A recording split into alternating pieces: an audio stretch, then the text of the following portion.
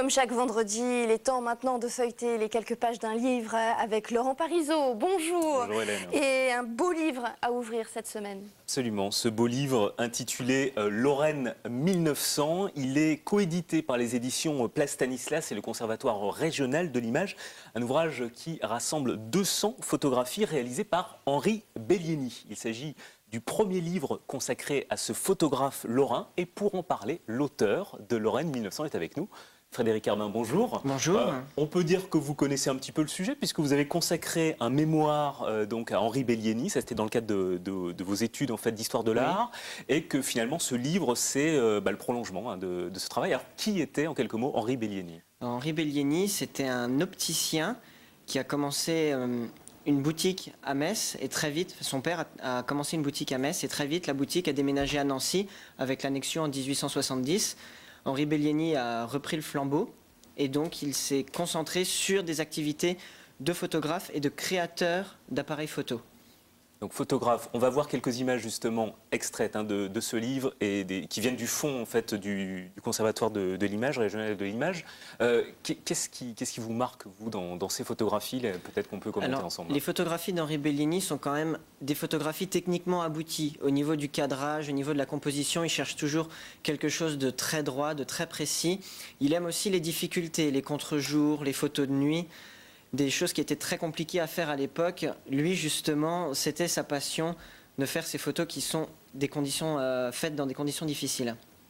Là, on a reconnu des lieux forcément qui parlent un petit peu, Nancy, Pont-à-Mousson qu'il a pu observer. Oui. Ça, c'est le travail du photographe. Ce que vous rappelez aussi, c'est que c'est une aventure technique. Ça a été un ingénieur. Vous pouvez nous raconter ce qu'était la maison Bellieni en tant que telle? La maison Bellieni, à l'origine, était une boutique d'optique, donc fabriquant des lunettes, des jumelles, ce genre de choses. Henri Bellieni, à partir de 1889, a commencé à fabriquer des petites boîtes, en fait, des chambres photographiques, qu'il a commencé à présenter pendant l'exposition universelle de 1889 à Paris. Suite à ça, il a eu énormément de succès et a développé ce qu'on appelle des jumelles. Donc là, vous en avez.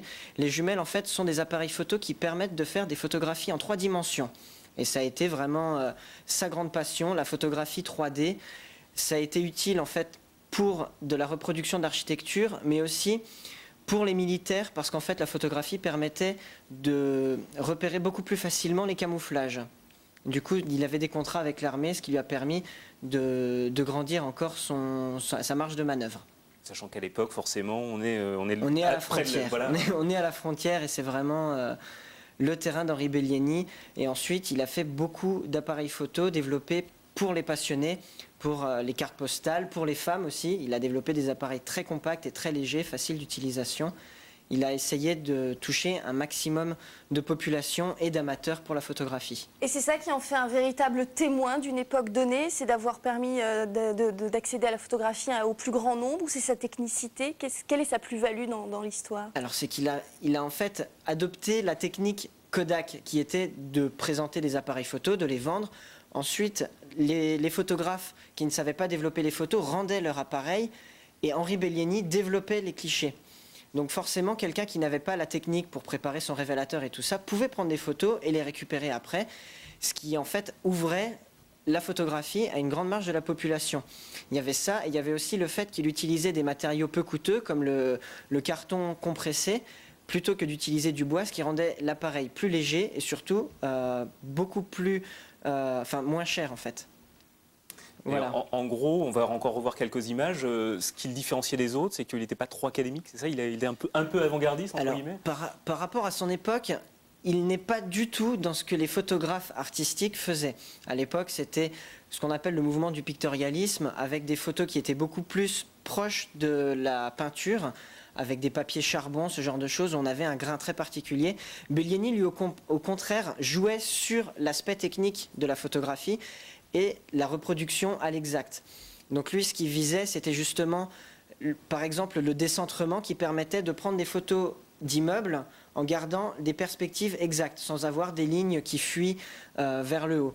Donc c'est ce genre de choses où justement, il jouait sur cette reproduction de la réalité et sur une exactitude en fait. Merci Frédéric Herbin. En tout cas, c'est un vrai reportage sur une Lorraine de 1900 là, qui nous est proposé. Et j'ajouterais que si vous voulez en savoir un peu plus sur Henri Bellieni, ses travaux, vous pouvez aller visiter la semaine prochaine, dans le cadre de l'été du livre à Metz, une exposition. Ce sera à la médiathèque de Pontifroy. Les images sont prêtées par le Conservatoire régional de l'image. Et vous serez au stand Géronimo samedi et dimanche.